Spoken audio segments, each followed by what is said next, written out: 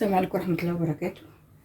اللهم صل وسلم وبارك على سيدنا محمد. ان شاء الله النهارده هعمل لكم ام علي بالملفيه بطريقه حلوه جدا، ان شاء الله تعجبكم.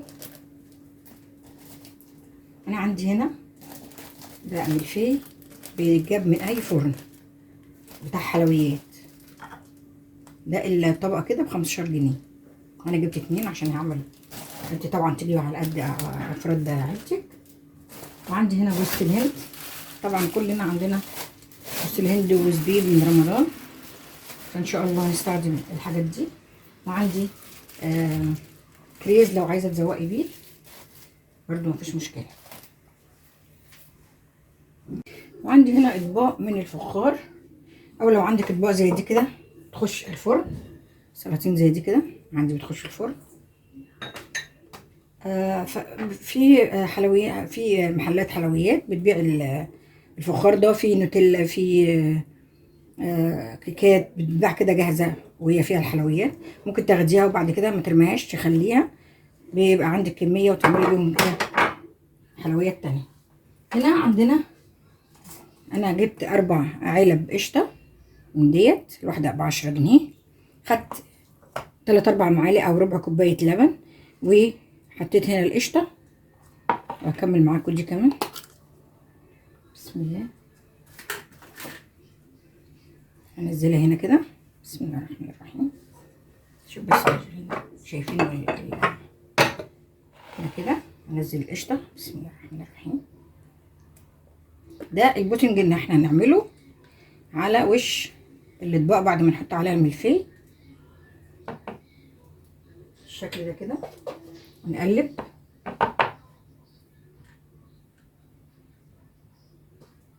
بسم الله الرحمن الرحيم.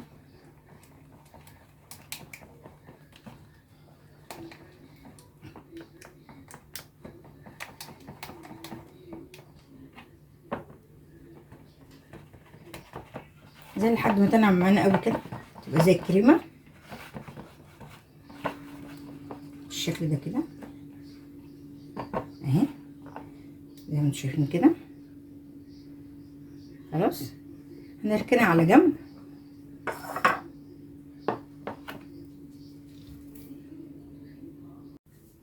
بعد كده هنجيب الملفيه ونقطعه، نكسره بس حتت كبيره شويه، ما تبقاش صغيره بالشكل ده كده. بسم الله الرحمن الرحيم. دي تقطعي بقى التقطيعه اللي انت عايزاها، عايزاها كبير عايزاها صغير براحتك.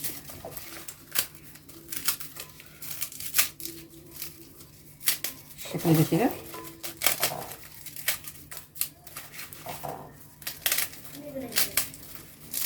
بالشكل ده كده،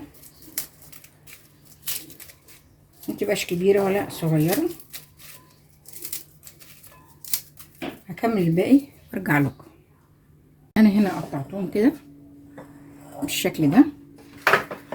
هجيب بقى في كل واحده احط شويه. بسم الله الرحمن الرحيم. بس ما نملاهوش قوي، يبقى كده.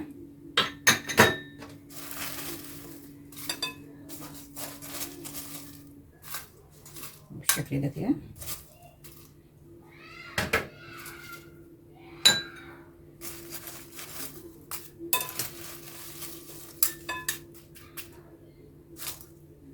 بتبقى كبيره كده ممكن نكسرها حسب زي ما انت عايزه.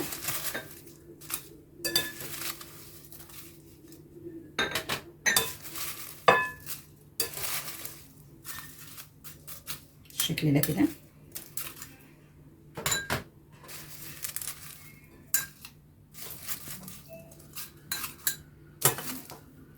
انا برضو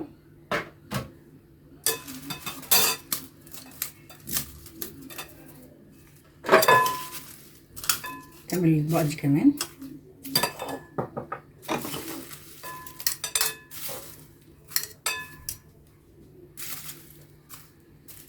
خلي بالكم ان ده كله هيهبط لما تحطوا اللبن، فعادي لو عايزين تزودوا مفيش مشكله.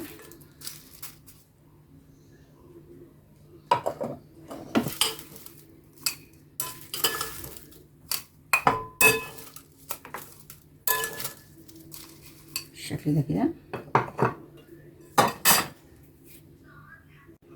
وعندي هنا طبق فيه جوزة الهند مع شوية زبيب، وعندي هنا سوداني مجروش.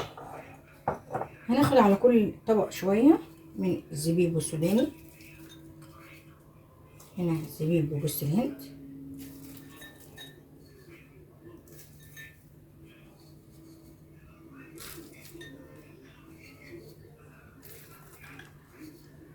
اوزعهم كده على الاطباق كلها، ونحط السوداني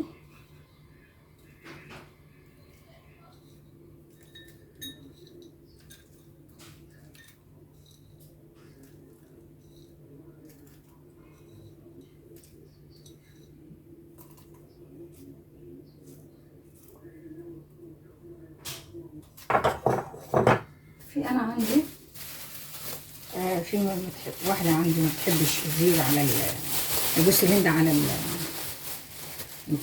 اي اكل حلويات، فهاجي بحط لها زبيب وسوداني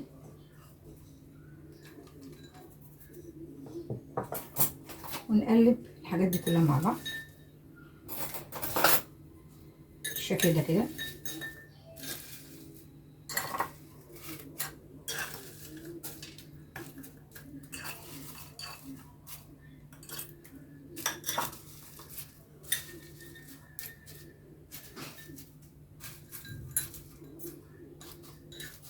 زي ما انتم شايفين كده. عايزين برضو نزود تاني، مفيش اشكال نزود.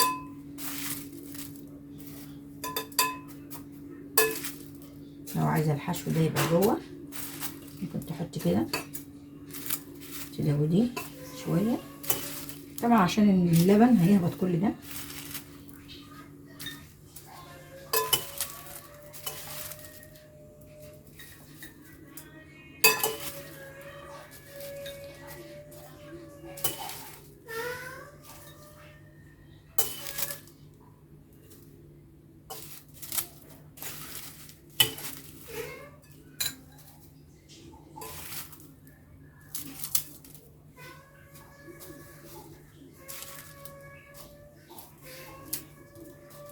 حطي كده زي ما انتم شايفين.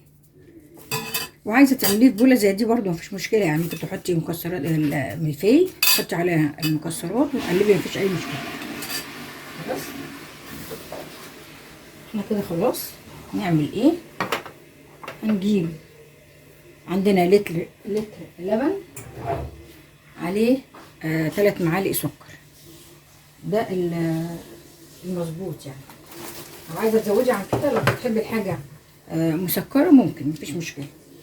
بسم الله الرحمن الرحيم. هنقلب اللبن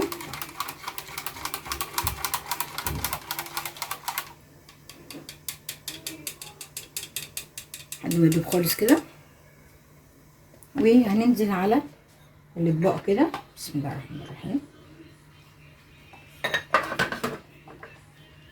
كده. لازم يكون سخن،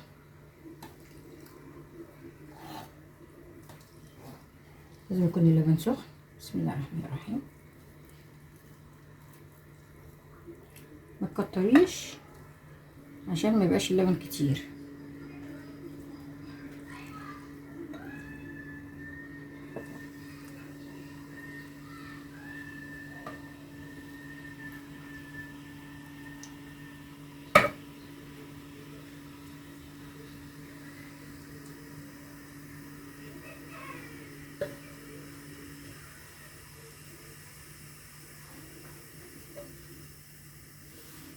لتر لبن عمل لي الاطباق ديت. نجيب كده وننيم، خلي كل حاجه تشرب من اللبن عشان تبقى مستويه كده.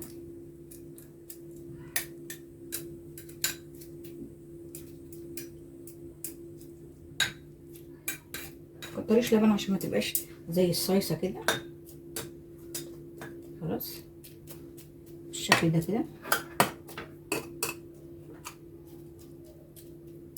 زي الفل. نعمل ايه بقى؟ نجيب الوش اللي احنا قلنا عليه البودنج بتاع اللبن القشطه زي ما انتم شايفين كده. هنيجي نحط في الاطباق كده على الوش. بسم الله الرحمن الرحيم.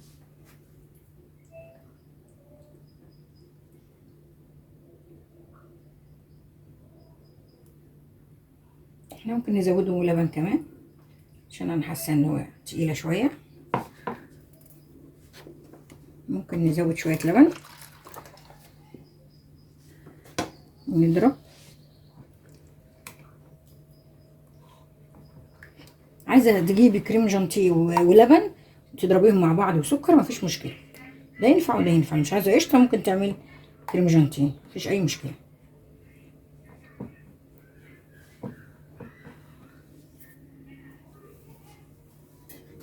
نجيب حاجه نغرب بيها احسن.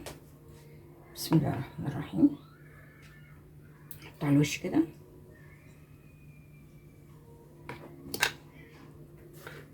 نغطي بيها الوش كله عشان يحمر، ده اللي هيديها الحمار بتاع المحلات.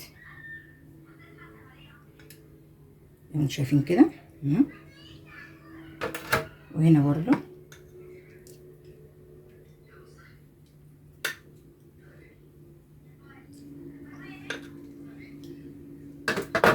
طبعا الحاجات اللي على الوش دي كلها هتتنضف عشان ما تتحرقش في الفرن لما نخلص.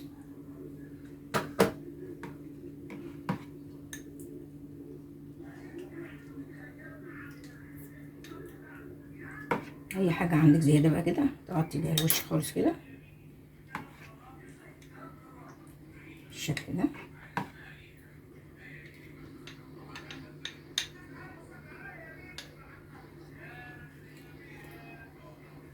زي ما شايفين كده. هكمل وارجع لكم. انا عندي هنا سكر بودره بالشكل ده كده ناعم، نحطه على الوش. بسم الله الرحمن الرحيم عشان الوش يحمر.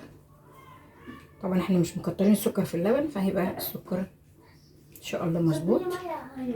ده اللي هيخلي السكر يكرمل على الوش يعمل طبقه حلوه قوي. بسم الله الرحمن الرحيم.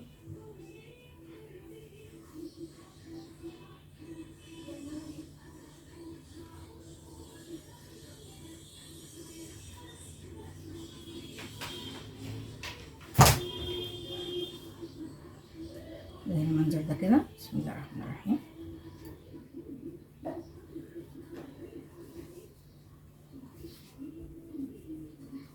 الاولاد اللي بيحبوا الحلويات مش مسكره قوي عادي، هي على فكره هو ده مش هيبقى مسكر قوي وهيبقى مظبوط ان شاء الله. السكر هيبقى مظبوط عشان احنا مكترناش سكر في اللبن. حطينا دوبك 3 معالق او معلقتين الا 3 معالق الا يعني بالشكل ده. نحطه في الفرن تحت الشوايه لحد ما ياخد لون واوريه لكم ان شاء الله. وادي كده بعد ما طلع من الفرن. دول اللي طلعوا التانيين لسه في الفرن. ايه رايكم؟ ما شاء الله. بص السكر كرملها ازاي، بسم الله ما شاء الله. والقشطه على اللبن. لو عجبكم الفيديو يا ريت ما تنسوش لايك وشير وسبسكرايب وتفعلوا الجرس عشان يوصلكم كل جديد. والسلام عليكم ورحمه الله وبركاته.